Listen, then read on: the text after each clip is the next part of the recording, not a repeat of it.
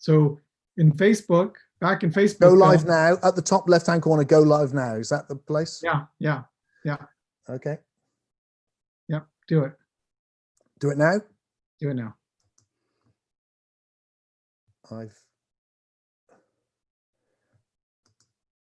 It's not doing anything. There we go.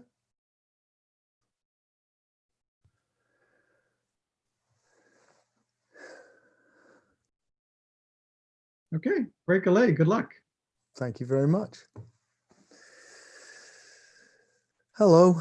I want to talk to you this evening about the transformation of individuals into unividuals. And this evening is being brought to you by the Watkins Wisdom Academy, which is a wonderful bringing together of a lot of talented teachers presenting amazing courses.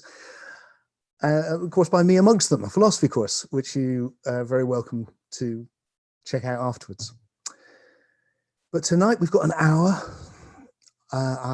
I'm outrageously ambitious. I want to try and convey as much as I can, as directly as I can. So I'm just going to dive straight in. There's an awful lot of bad things going on in the world. There's always a lot of bad things going on in the world. I'm not going to talk about those. You know what they are. I want to talk about something good that's happening also in the world, something which has been happening actually for a long time, for decades, but which is accelerating. And sometimes we don't notice these things because I think a profound transformation is happening in the evolution of the human being. We've been through a period of intense individualism, and that's been a great thing. It really has, because it's taken us from identification mainly with groups and tribes, and that's still going on, hence all the conflict between groups and tribes. But from that, we've developed much more of a sense of the individual. And if you know anything about history, it's extraordinary, the change that's happened just over the last 100 years or so. And that's been a massive jump forward. It's brought problems, of course. There's lots of things which are wrong with individualism as well. But overwhelmingly, the fact that we now see ourselves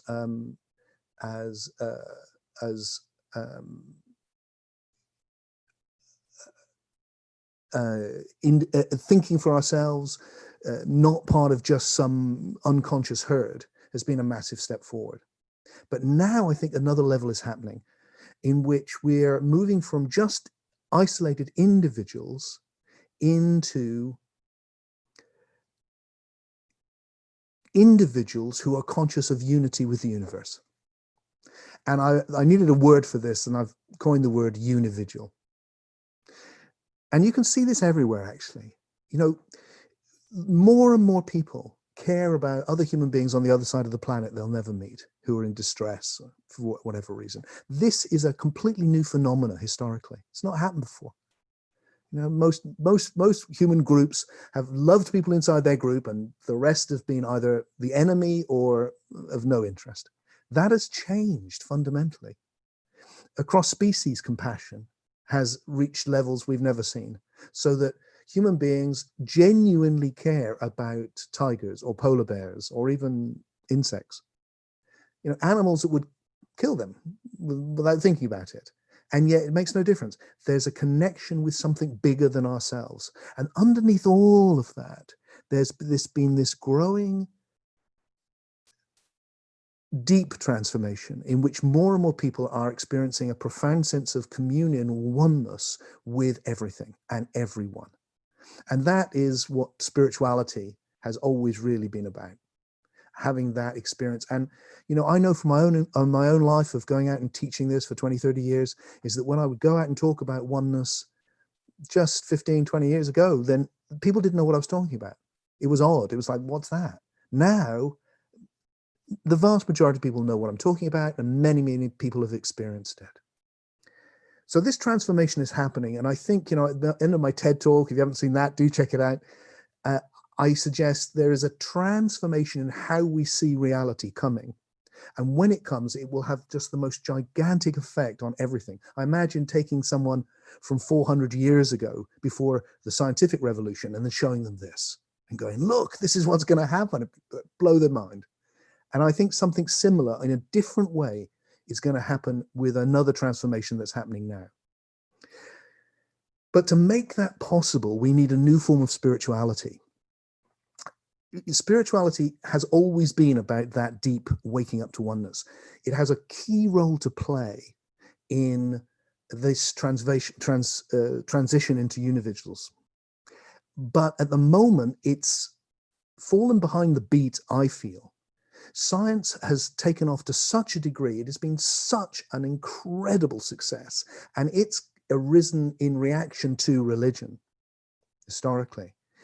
And it's taken us to this modern technological world, which has been fantastic. I love it. We can do this. But it's left us, in terms of our meaning, left us high and dry, because it leaves us in a universe that has no meaning. You know, we're here for 10 minutes, long enough to go, what the hell? And we're gone in a, you know, vast, empty cosmos. And what I feel we need, and what I'm trying to fashion, and what I want to just introduce to you tonight, is what I call a trans-scientific spirituality, which means a spirituality which transcends and includes the scientific understanding, not hijacks it, misinterprets it, but genuinely can include it and yet add to it the great wisdom that spirituality's got about the awakening to oneness. So I want to share with you a philosophy. I call it Unividualism, which is there. It's a philosophy. It's also practices. We may have time to talk about the practices. We'll see, in which can support us making this transition.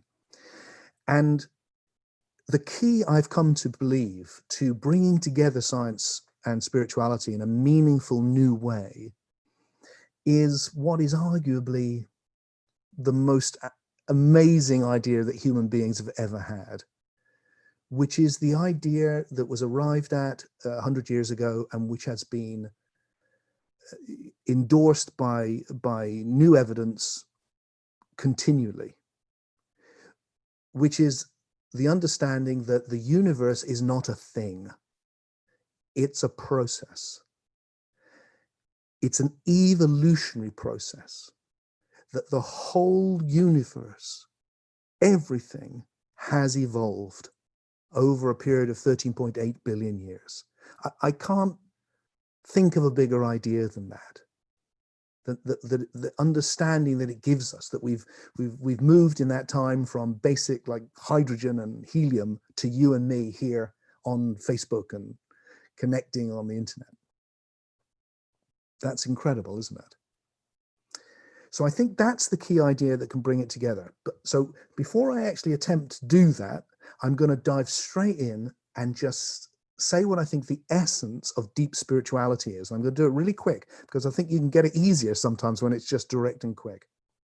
So I've written 35 something books. Most of the early books were looking at the different spiritual traditions of the world and going, what's the commonality here? What's the, you know, they're all different, and yet they're all human, and they're all describing life as we experience it. And there's things which are the same because they're just describing a common reality. And the key thing with spirituality is the key question it's asking is, you know, who am I? That's probably the underlying quest. So I want to just dive straight in and go, look, this is the answer that spirituality gives. It says that you are basically a body and a soul.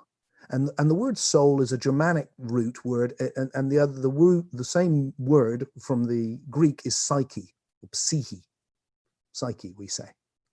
And that's the word that gets used now. And what we're really saying, the simple message there is actually about what you're experiencing now. What it's saying is, you are always experiencing two things, aren't you?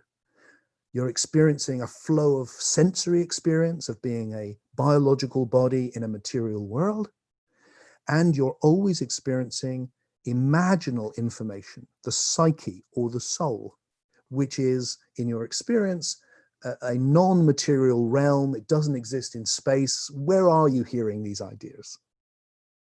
A great way to get it, which I love to use, is to say, look, if you can see it, you can see the difference, because if you home in on your sensory experience right now, you're basically listening to a monkey wearing clothes making funny noises. That's what is happening for your senses.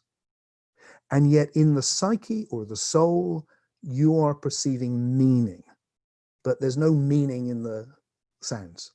The meaning is in the psyche. So that's your body and your soul. And there's a whole load of spiritual teachings about that. One of which I'm not going to go into, but is a big one, is that when your body dies, your psyche or your soul, your imagination, that non-material realm, that continues. And that's what the whole thing with near-death experiences and all that's about. That realm, the dream realm, one way you can see it is you're having a waking state and you're having a kind of a dream at the same time, all of the time. And that the state of the psyche, the imagination, is a deeper part of what you are. That's the spiritual message. And then there's this third thing, and this is the key for what I want to talk about today, which in the Western tradition is traditionally called spirit. Spirit meaning essence. Essence from esse, to be. It's your being. This third element is your being. And the tradition, to be very clear about what it is, and it is kind of obvious, is it's the experiencer of both the body and the psyche. So if you can see that right now you're experiencing a flow of sensations and a flow of imagination, spirit or being is the experiencer of that. It's your subjective being. So I'm going to just dive in, and this is I think, the essence of all of the deep mystical teachings of the world. And I'm going to give it to you in 30 seconds. So, ready? The deep mystical teaching is your deepest being has no form. Your body has a form. It's a certain, look at this. The psyche is not made of matter, it's intangible, but it's full of forms. Ideas are forms. All the experiences of the psyche have a certain quality to them.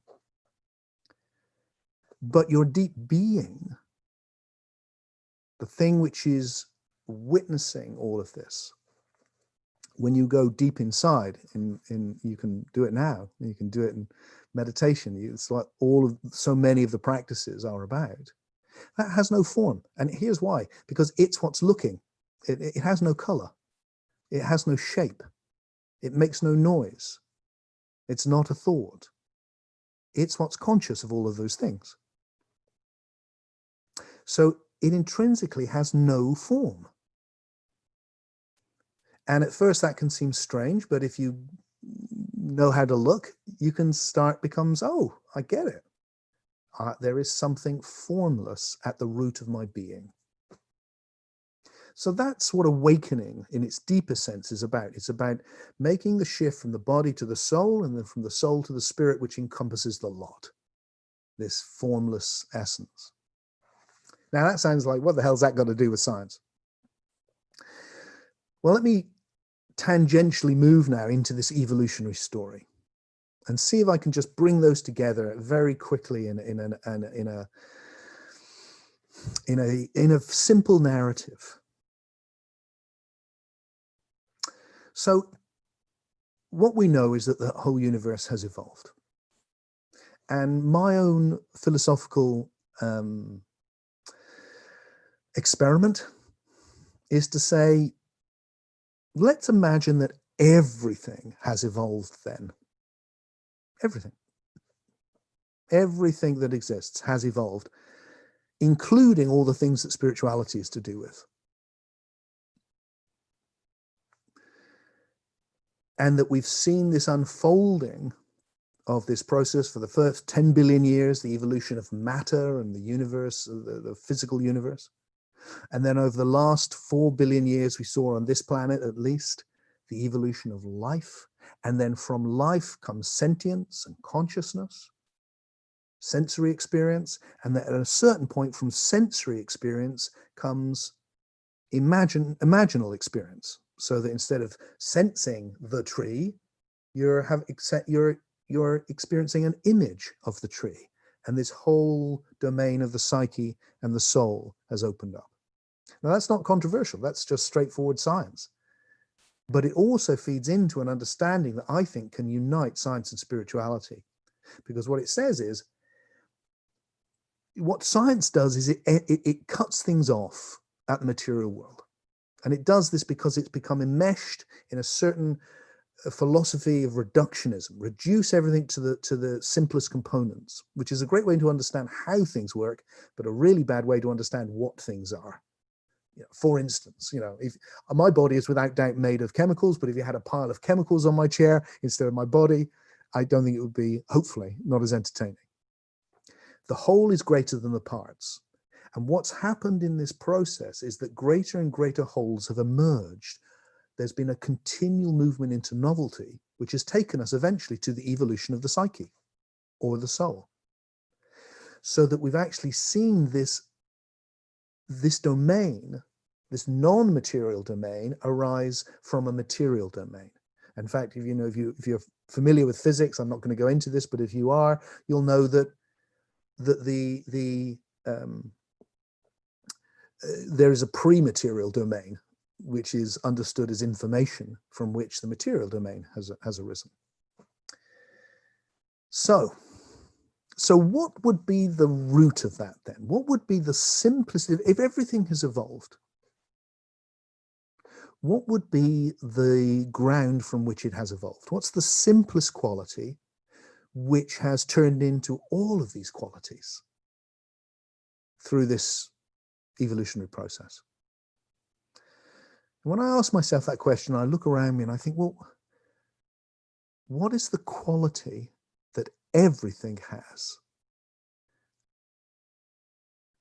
And the word that comes to mind for me is a very old philosophical word, and that's being. Everything has being. I mean, it's just obvious, but it's interesting. Everything exists.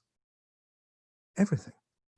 All these levels, right up to the psyche, it all has being. It exists.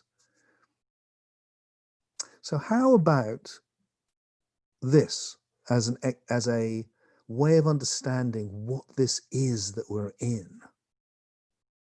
That this is being, a simple quality of being in a process of becoming in ever more emergent ways, starting with the simplest, more complex, more complex, more complex, until here we are. More rich, more depth, more qualities from this simple quality of being, a quality which in itself has nothing to distinguish it apart from that it is. So here's a great description, I think, of what we're in then, which is, if there's one quality taking on all of these other qualities, evolving into everything, a phrase which really captures that for me is, people say in spirituality a lot, it's all one. And I want to suggest that's not quite right. I want to suggest it's more interesting than that. Because it seems to me that actually what this is the one in relationship with itself. And that as it takes on these qualities and it individuates into different things, different processes within the great unfolding, the becoming, it's in relationship with itself. This is the one in relationship with itself, in a process of becoming. The being is the potential. It can be anything. And that's what it's doing. It's realizing the different potentials. And each new thing builds on what's gone before. And each moment that's happening now, right in front of our faces, each moment is building on what's gone before. Next moment, next moment, next moment. And so the universe becomes continually richer, so that being is becoming more. And everything that is the universe in relationship with itself, including you and me. What else could we be? We are the universe. Really, what else could we be? We've arisen from the universe, and we're in relationship with it from a particular place. But everything has that quality. Atoms have that quality. Plants have that quality. Every individuated form is in a relationship with the whole, with the universe.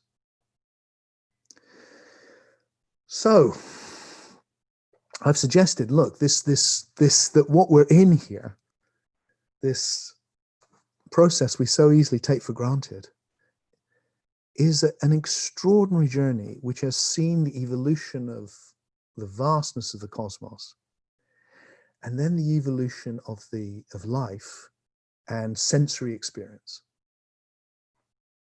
So that I am, an atom is in an electrochemical relationship with the universe. But when life arises, you're now in a sensory relationship with the universe. Through an animal, the universe can look at itself or listen to itself, taste itself. And then from that, the arising of images, and now the universe can think about itself, can do this.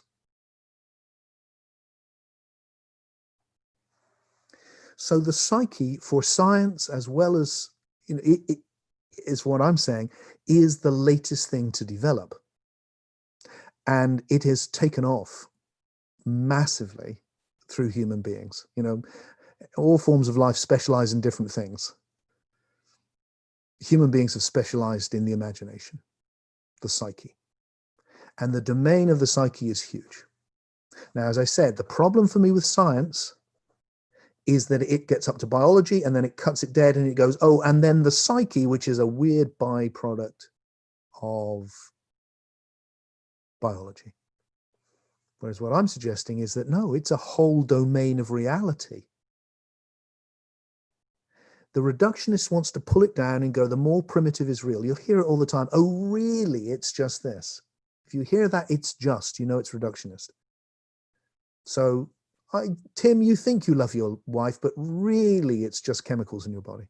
You think you're having these thoughts, but really it's just neurons just firing in your head. A ghastly philosophy, and wrong, because the more emergent is not less real. It's just as real. It's just more emergent. So on a primitive level, yeah, there's atoms and subatomic particles and quantum possibilities. But at this level, there's this.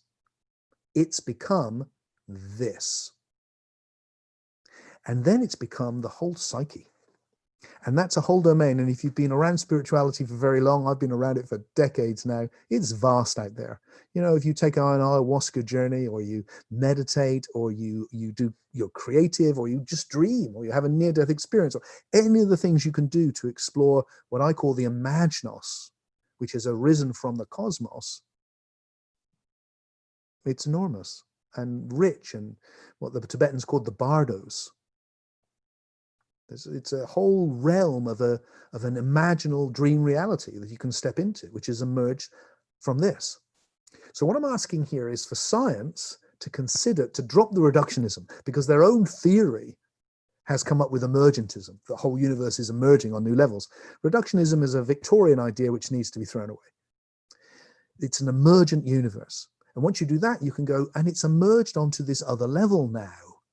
It's emerged onto a level. It's a bit like, the computers started as things and now they're on the cloud. It's like it's emerged onto another level. And that's what happened with the psyche. And then for spirituality, what I'm saying is, consider the possibility that everything has evolved, everything, including the realm of soul, because the normal spiritual narrative is one of the four. There's already here in soul, we were already in this amazing domain, and we've fallen into the body. Most traditional spirituality is some version of that. It's very negative about the body, negative about humanity. Usually you need to get rid of your body, you need to get rid of your human attachments and get home. I think that was very progressive 2,000 years ago. Now I think we need a different understanding which values our humanity, values our individuality, because through that we're making the next jump. And the next jump, as I've started off with, I think, is into unividuals. Well, what is that? Well, we've become, the universe through us has become conscious, not just of the senses, but also of the imagination. And also, you can learn to take that attention and place it on your deep subjective being. That's what the deepest spiritual practices have always been about. And when you do that, as we discussed at the beginning, you find that your deepest being has no form. And in that moment, what you're experiencing, it seems to me, from my experience, is the being that's everything. You're connecting with the ground from which all of this is evolving. The formless presence of being, which is becoming everything. Which is why when you connect with your formless being, you connect with the formless field of being, which is everything and everyone. And that's this profound experience of oneness. And with the oneness, and this is central for me, this enormous love. Because the love is how the oneness feels to the individual. So in this way, I think we can say, look, spiritual awakening is actually the cutting edge of the evolutionary process, which science is very good at talking about the first stages of physics and biology, and then spirituality needs to take over. But it needs to be a new form of spirituality, which is not only very heart-based, because it needs to take us to meaning and love and all, but it also needs to be intellectually coherent, questioning, full of doubt, able to ask difficult questions, not just looking for easy solutions. You know, philosophies are like maps. They help you navigate the terrain of reality. And too much of spirituality, in my view, is people coming up with a map going, hey, I've got a map to Sugar Chocolate Mountain here. Come this way. And then you later find out, well, that doesn't exist. But I was promised I could have everything, you know, whatever it is. No, we need to grow out of that now, and we need a mature trans-scientific spirituality, which is really grounded in the nature of what it actually is. So,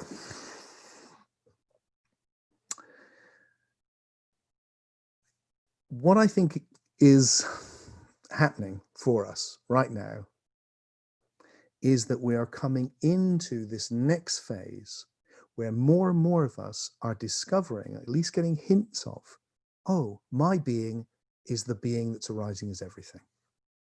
When that happens, we become a new thing.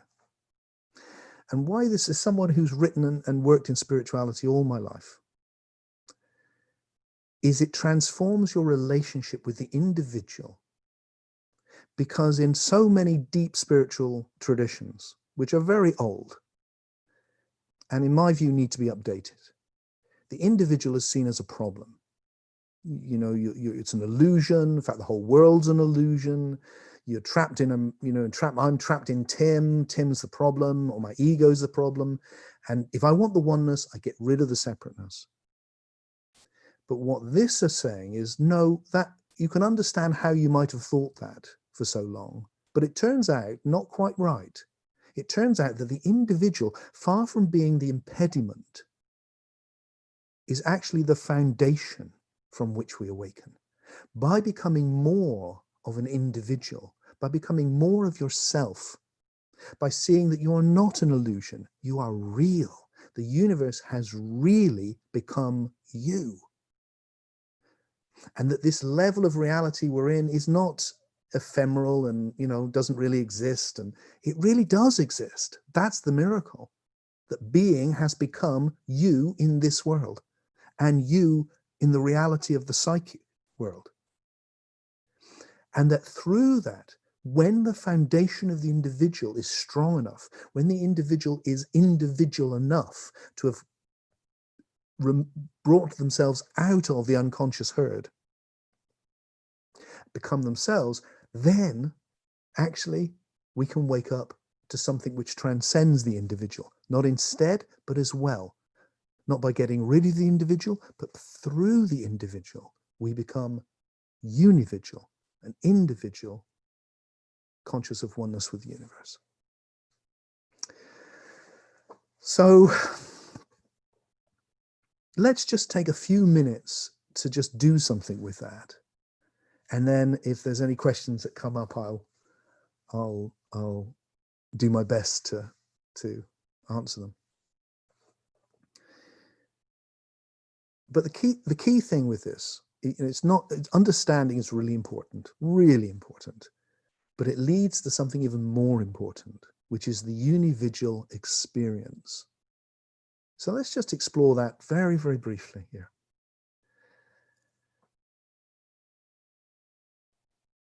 Just close your eyes a second, if you can, if you're able to, wherever you are. Settle into yourself. And let's take the attention into being.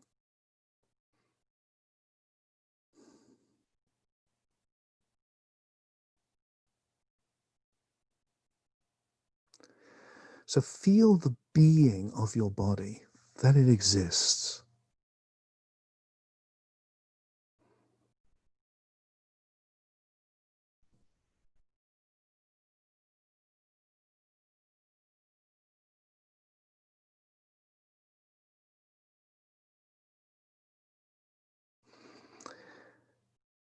You exist. Your body exists. Feel the being of your body. And feel the being of the air that your body is breathing.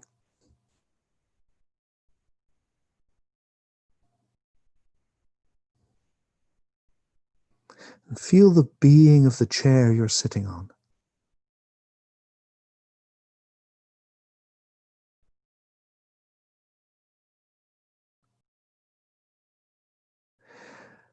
And then with your attention, just ripple out from where you're sitting. And be conscious of the being of everything around you. That quality which everything has. The room, the furniture. If you're outside maybe, or outside your window, the life around you, the air, space, the planet. Expand out and be aware of this field of being within which everything is becoming. And be conscious that that whole process of becoming is not just the past, it is right here, right now. The primal field of being is here right now, and it's what we all are. And then the basic material elements of the universe, the atoms and the chemicals, they're all here right now. And then life, your body, the plants outside, the insects in the room, all of the vast ecology of life. And we're embedded in that. So sense that although your body is individual, it is intrinsically also embedded in something universal.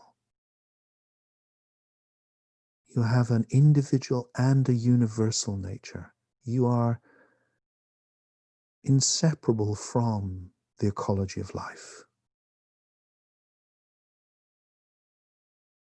The food you eat, the water you drink, the light that comes from the sun to create the plants. You are intrinsically one with the universe. The very chemicals in your body were formed in ancient stars billions of years ago.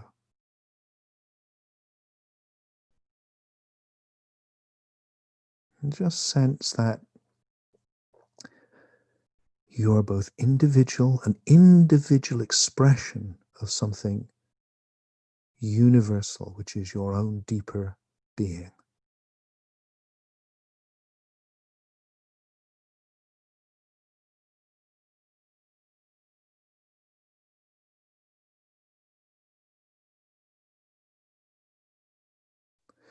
And then if you take your attention then up into the psyche, into the non-material or the trans-material realm of the imagination, and the reality of that, the being of the psyche, the being of your thoughts, that your thoughts exist. How extraordinary is that? That there's a whole story of you, everything you've been and done, your hopes and fears, your memories, your dreams at night.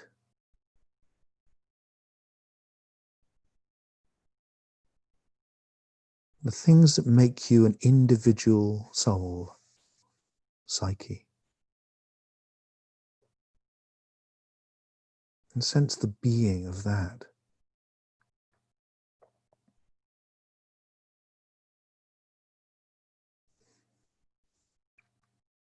And then also that whilst you are beautifully individual, you're intimately connected with a whole ecology of soul that you are connected through all of the interactions you've ever had with hundreds and hundreds of other souls in your story, the people who've touched your life, the people who you have touched, in a whole web of souls. In fact, we are connected right now in a web of souls, in an ecology of soul. And I could not exist without that whole ecology any more than my body could. The very words I speak are collective. Each word was said by someone in the past for the first time. Every word was said by someone for the first time. And now we share them. The images are shared.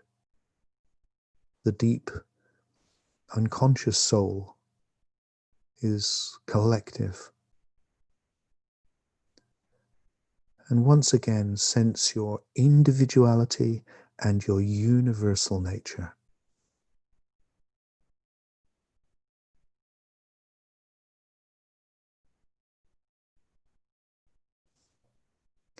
And then finally, in whatever way that works for you, just bring your attention right back into the ground of your being, which has no form.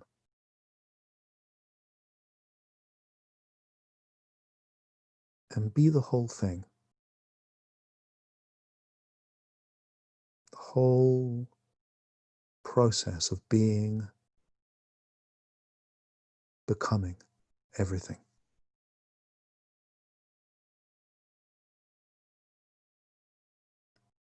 That's what a unividual is. And just hold everything and everyone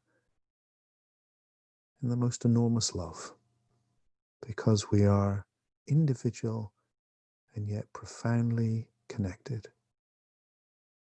essentially one. Each one of us is the universe in relationship with itself, on a journey of realizing potentiality in ever more emergent ways. And that's exactly what the universe is doing through you. And it's called a life.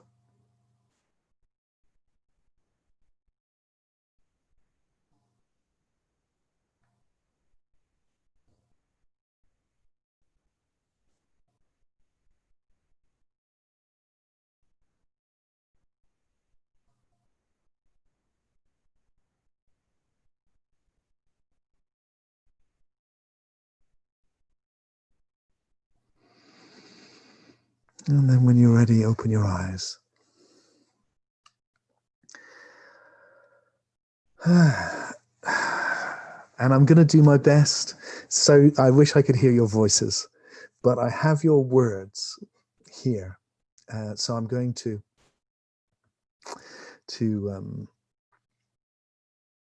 try and answer them anyway. I can't check in with you, but I'll do my best. So I've got Malenko here.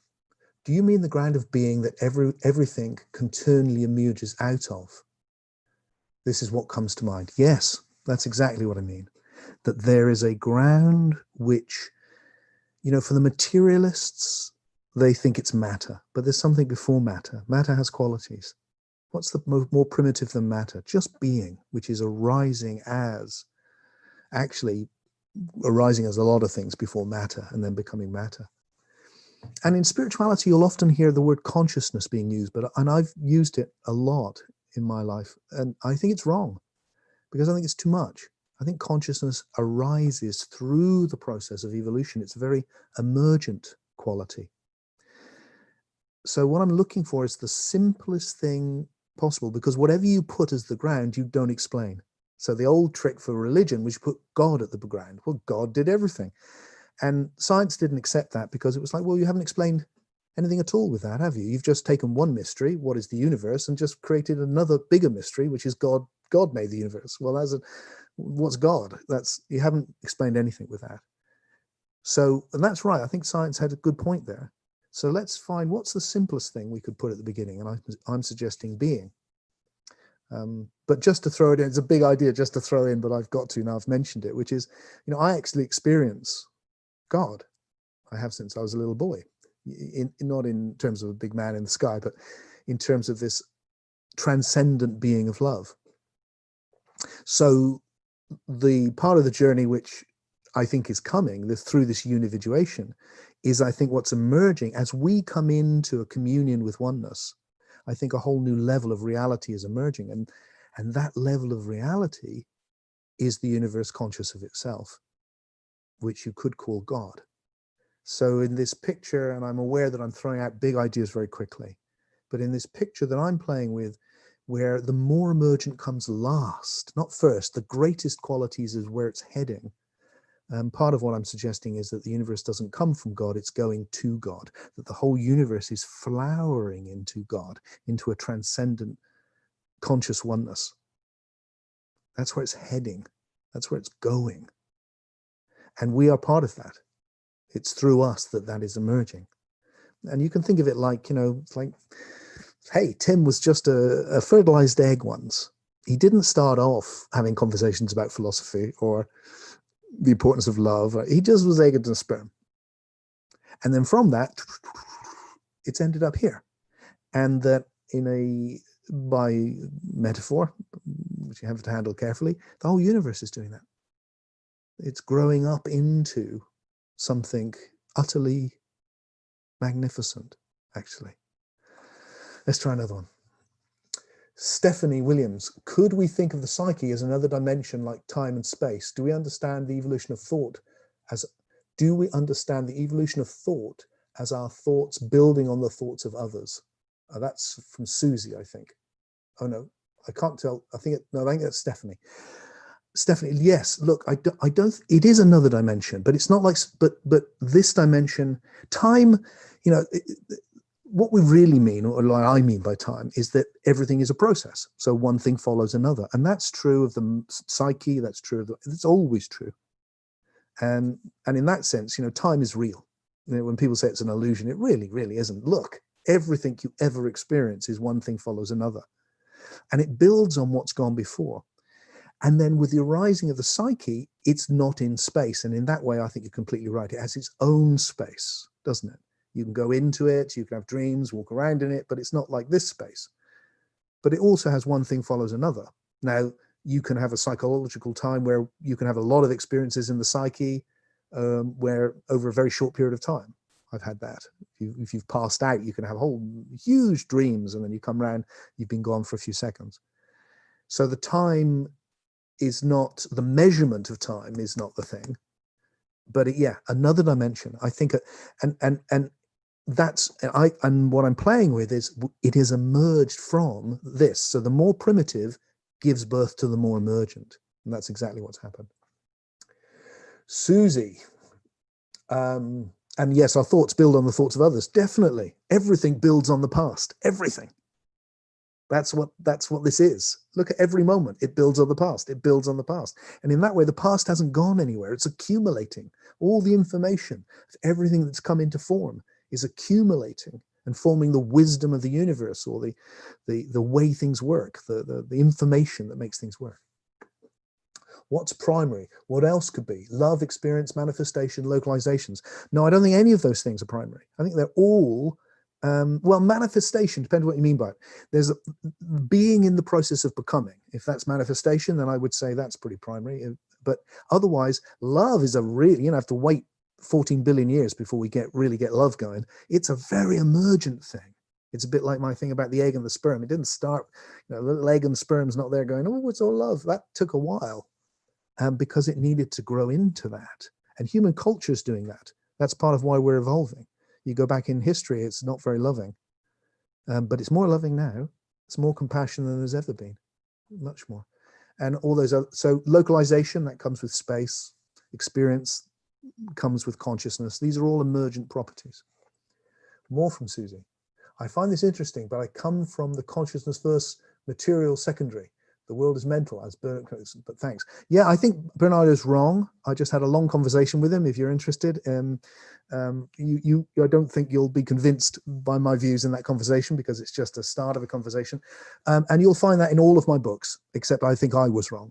I think I was profoundly wrong. I think it's mistaken. And I think there's a much better way of looking at this, which is neither subjective, it's neither, the Bernardo wants to go, it's based on, and me, I mean, this is all my old books. The essence of being is, it's subjective being, it's consciousness. And the materialists go, no, it's objective being, it's matter. And I'm going, it's neither subjective nor objective being. It's just being. And being is arising as subject and object when it's in relationship with itself. And that subjectivity and objectivity are evolving together. They only exist together because the universe is not one. It's the one in relationship to itself. So there's been a massive change in my understanding, which has been quite embarrassing, because I've had to admit to being wrong in 34 of my 35 books, which it was a big step for me. But yeah, I think Bernardo is wrong, and I think there's a much better way of looking at it.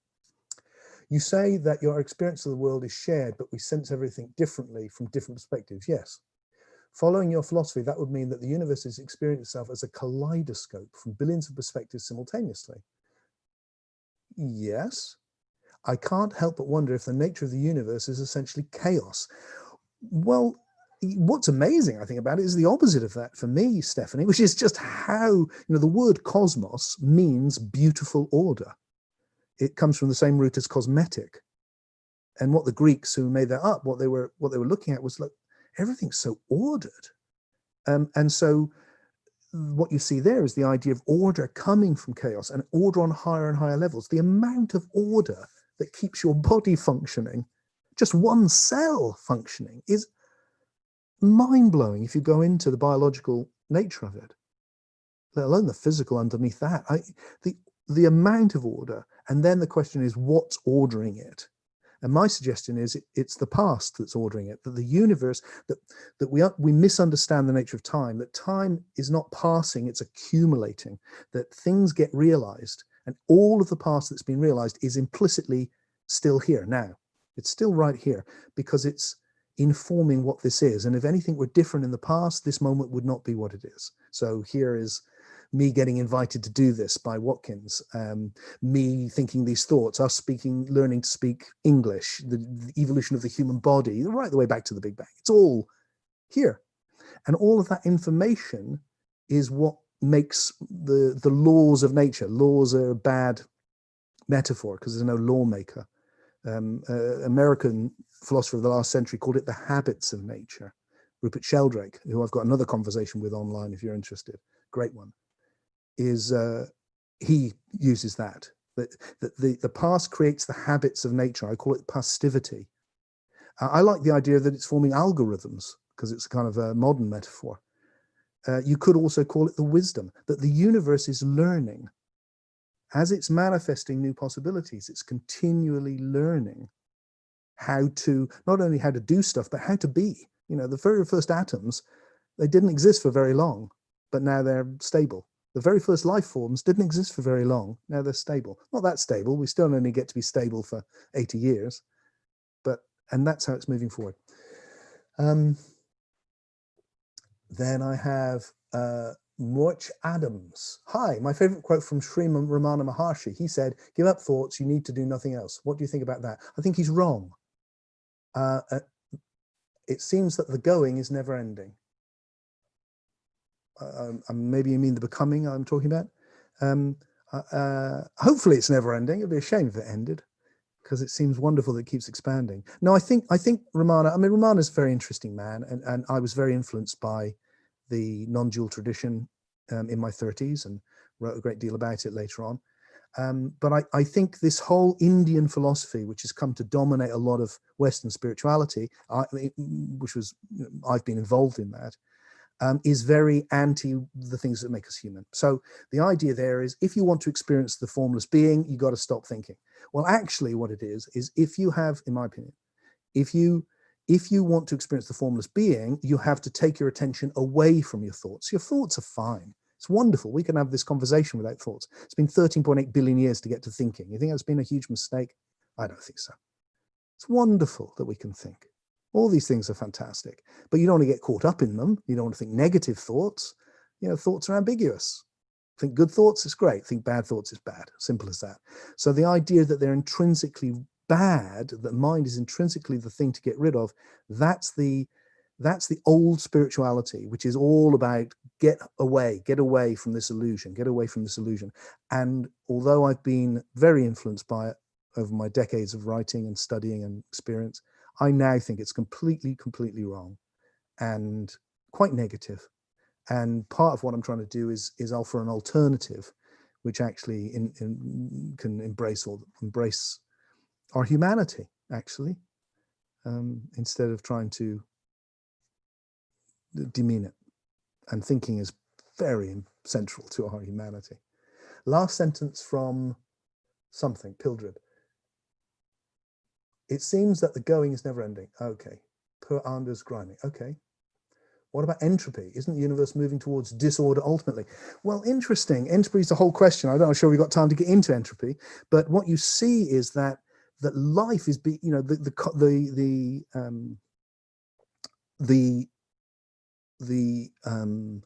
more complex the information becomes, the more entropy it has.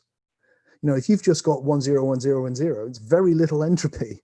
But once you've got 1 0 0 1 1 0 0, you've got masses of entropy, so that the complexity and the increase in form and entropy can go side by side. Hence, human beings have arisen in this solar system with life, creating maximum entropy, and yet look at the complexity and the form. That's the paradox of what we're in.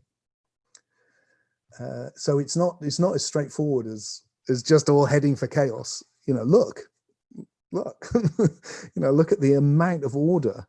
You know, life, someone said it was to me once, life is like the salmon, you know, swimming upstream. It moves in the opposite direction to the chaos. But the whole universe has moved from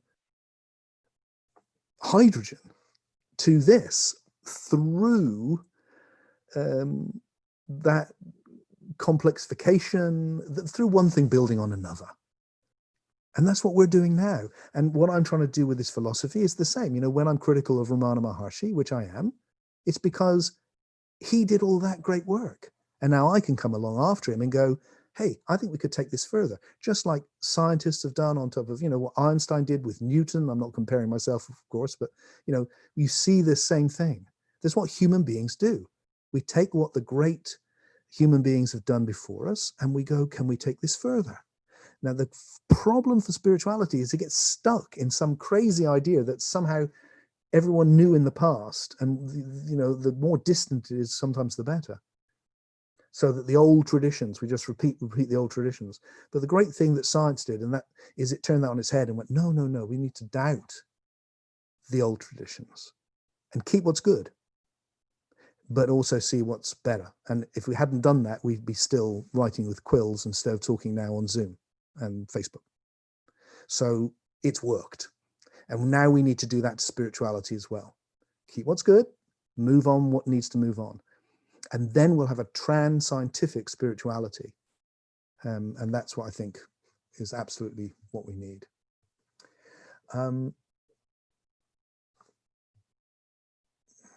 Let me have a quick look. Have I got anything else here? I think I'm going to just end with a few points, folks, because I've got a few minutes left and I'd like to try and pull this together. So I'm articulating something new, which means that I spend a lot of time dealing with the past, with the other ideas. Hang on, I think this, and that's the way it should be. And you will have a whole load of ideas, of course, and so you should. You're an individual. Some of the things you've read, the people that have impressed you, the ideas you've had yourself. What I want to offer you is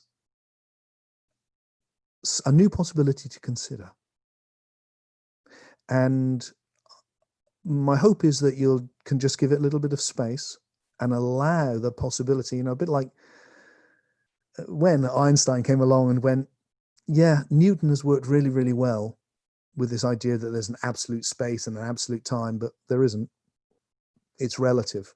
And suddenly it was hard for people to hear that. And then when they got it, it was, oh yeah. Now, one way or another, it's not just me, but one way or another, that needs to happen with spirituality, I feel. There's something new needs to get born now. And this is my attempt to contribute to it. So I invite you just to consider it with your old ideas, because what I'm suggesting, I think, has a great elegance to it. What I'm essentially saying is, look, this thing that is happening to you now is the process of being, realizing, it's the process of realizing potentiality in ever more emergent ways. And for you, it's happening on the level of soul. It's happened on the level of matter. It's happened on the level of biology. And right now, where it's happening is on the level of soul. And that includes culture, of course, as well. And it means your own individual soul journey. And the deepest place it's happening is what has been traditionally called spiritual awakening, or awakening to your essence, to your being. But we need to see that in a new light now. Not as recovering from some cosmic mistake where you've got caught up in an illusion, or you're being punished for bad karma, or God has got lost in his own dream, or your soul has fallen into the body, which is a tomb, as Plato said, or any of those things. But a much more optimistic, a more life-enhancing and life-affirming view, which goes, no, the whole of reality is the process of becoming in ever more emergent ways. And that's led us to this. And it's leading us now beyond. And all of that is real. The reductionists are wrong. We can't really reduce it just to the basic components. It is the whole thing. And where it's heading, I think, is conscious oneness. It's one of the descriptions for it. That we've had a journey from unconscious oneness through conscious individuality, and we're heading to conscious oneness. So that the great qualities of the universe, love, or social qualities, justice, equality, all the things which really move our souls, these are late arrivals because they're so emergent. The reason the world is like it is, and I started with that thought that the world, there's a lot of bad things in the world, there always is because that's what we're emerging from. And what we're emerging to is what we have to give birth to, what we have to bring in, the new vision of goodness, which we can see and we can add to the journey. So, being in the process of becoming, potentiality being realized in ever more emergent ways, the one in relationship to itself in ever more emergent ways. And that's us. That's all of us. And we've become individuals, still further to go, still more thinking for ourselves to be done, still more emerging out of the unconscious herd to be done. And then we can connect with the deep realization that we are individuals but we are the universe arising as individuals. And we can be the universe conscious of itself. And that is what awakening has always been. And it feels like love. And it's what the world needs right now. And that's the thought I'd like to leave you with, my friends. And I hope you've enjoyed what I had to say and it's been of some value to you. Thank you for taking the time to listen.